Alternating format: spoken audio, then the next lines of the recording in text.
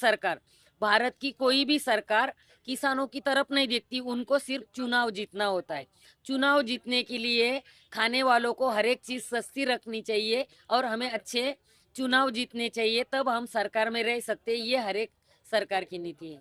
मतलब आप free trade agreement को सपोर्ट करते हो नहीं, या? हम फ्री ट्रेड को सपोर्ट करते अगर हमें भी अमेरिका जितनी आजादी होती तो। आज हम फ्री ट्रेड को आज जो ट्रेड हुई है उसको मैं सपोर्ट नहीं करती। पूंजीवाद को तो नहीं बढ़ावा दे रहे हो ना? नहीं नहीं नहीं, हम खुली अर्थव्यवस्था का समर्थन करते हैं, लेकिन खुली अर्थव्यवस्था ऐसी होनी चाहिए जिसमें कोई किसी का दोस्त है, कोई किसी का भाई है, तो उसको ही उसका फैक्ट्री लगाने का, उसके व्यापार में काम करने का मुना ये नहीं होना चाहिए। उसकी समांतर कोई भी अगर व्यापार करना चाहता है तो किसी को भी मराठी में संधि बोलते, कि समझो 50 लोग हैं, अभी आप 2 लोग हैं, तो आप 2 लोग मेरा इंटरव्यू ले रहे हो। अगर ये बोलेंगे कि मैं ही इंटरव्यू लूंगा, तो ये इनका एक लॉबी बन जाता है।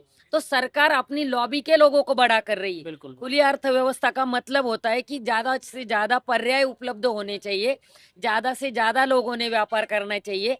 और जब ज्यादा लोग व्यापार में आते हैं तो खरीदारी में भी जो लोग खरीदार होते हैं, मतलब ग्राहक राजा होता है, तो ग्राहक को भी वो चीजें सस्ती मिलती है।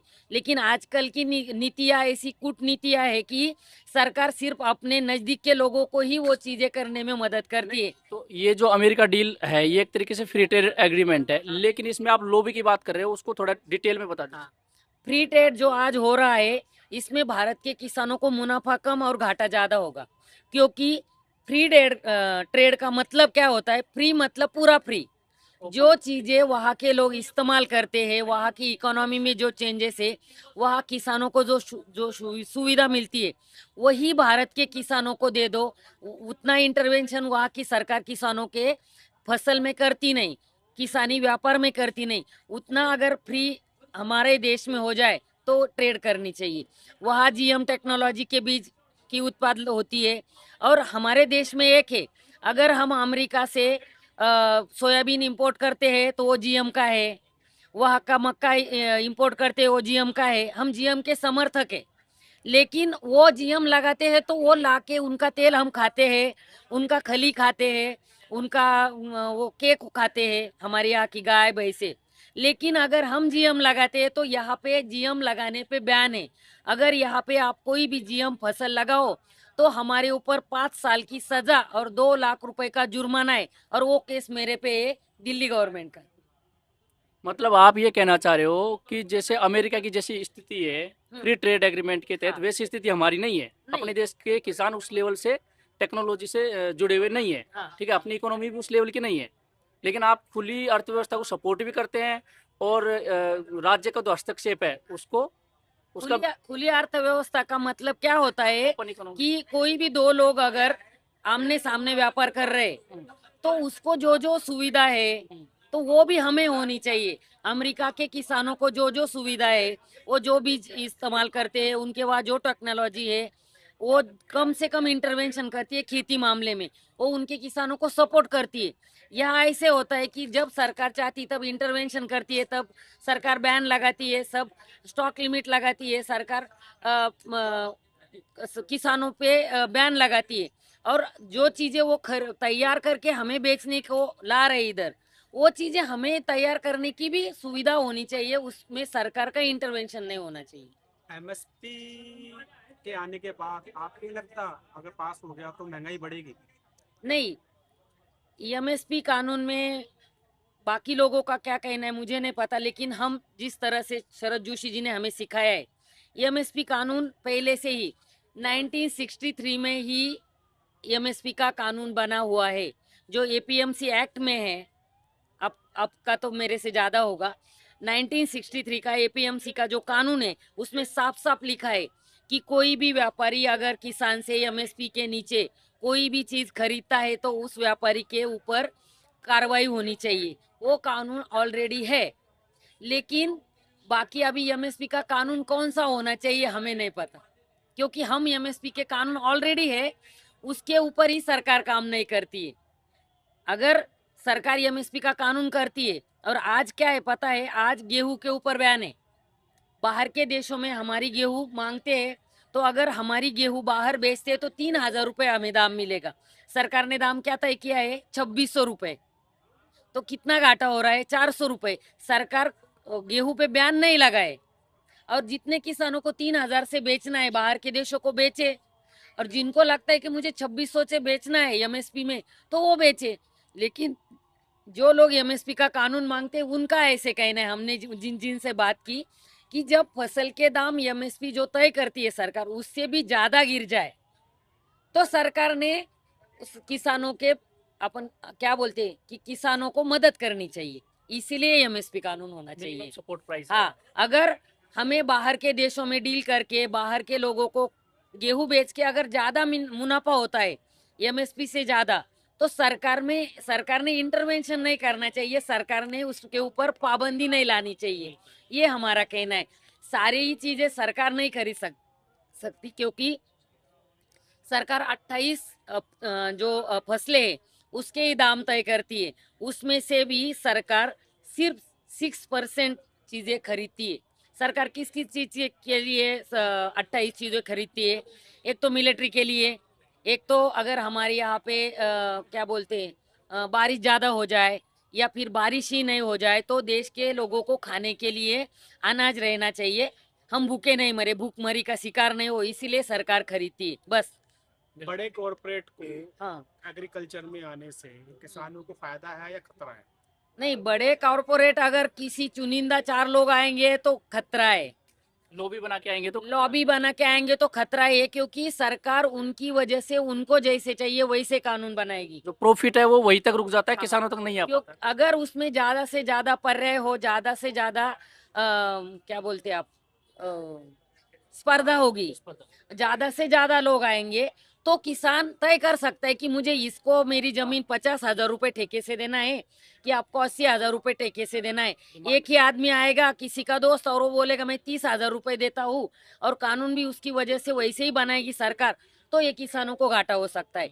सरकार ने इसके जो कानून है वो कड़क करने चाहिए, क्योंकि कोई जबरदस्ती किसानों की जमीन न खरीदे। सरकार, अगर किसान नहीं चाहे तो सरकार ने भी जमीन नहीं निकालनी चाहिए। जो जमीन अधिग्रहण कानून है वो भी किसानों के खिलाफ है। तो आप ये बोल रहे हो कि जो लॉबी है वो खत्म होना चाहिए, तो वो खत्म कैसे हो? आप कैसे ओपिनियन अपना रखो उसमें, कैसे करें? सरकार को क्या करना चाहिए?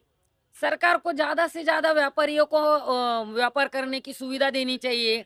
अभी देखो बीएसएनएल है, बीएसएनएल पहले अकेला था, तो हमें क्या है, हमारे इधर जो एमपी एमएलए का एक सिग्नेचर लेना पड़ता था अगर हमारे घर में हमें ये लेना है, क्या बोलते हैं आप, फोन लेना है, तो पहले फोन होते थे ना घर में, टेलीफोन लेना है तो बीएसएनएल का, तो एमपी या एमएलए का हमें सिग्नेचर चाहिए और 5,000 रुपये डिपॉजिट देना पड़ता था।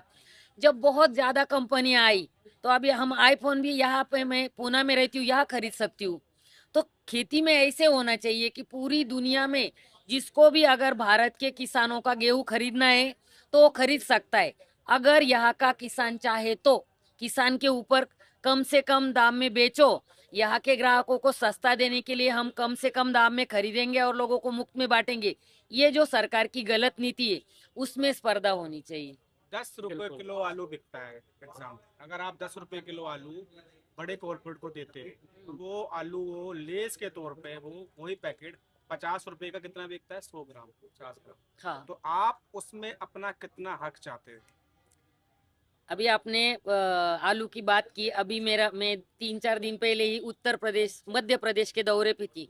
हमने 7 जिलों के हर एक चीज के किसानों से मिले हम, गेहूं, टमाटर, और सोयाबीन, लहसुन। तो आज ऐसी स्थिति है, जो अच्छे आलू है वो 7 रुपए किलो जा रहे हैं, रतलाम में, मंदसौर में और इंदौर में। इंदौर के सारे किसानों से मिलके आई हूँ मैं, और जिसको हवा लगती वो हरे हो जाते, वो गंदे नहीं रहते, लेकिन ऊपर आ जाते तो हरे हो जाते, वो 2 रुपए किलो बिक रहे। हम जब, मतलब हमारे अध्यक्ष जब सुप्रीम कोर्ट कमेटी में थे तब हमने पैच के बारे में एक स्टडी किया था। तो उसमें हमने जो देखा है कि अगर मतलब हम मंडी में बेचने जाते तो मंडी में अगर 30 रुपए किलो अगर प्याज है, टमाटर है या फिर आलू है, वो तीनों ही चीजें लोगों को सस्ती लगती है, चाहिए खाने को। तो 30 रुपए अगर सामान्य ग्राहक आलू खाता है तो उसमें से सिर्फ 29% किसानों को मिलते हैं, तो उसमें उसका जो लागत मूल्य है वो भी नहीं निकलता। तो सरकार ने इसमें किसानों को क्या मिले क्या नहीं मिले ये नहीं करना चाहिए कि सरकार की जो लोगों को सुविधा देती है, अभी बड़ी बड़ी कंपनियां है, सिर्फ बड़ी कंपनियां है क्यों वेपर्स बनाए?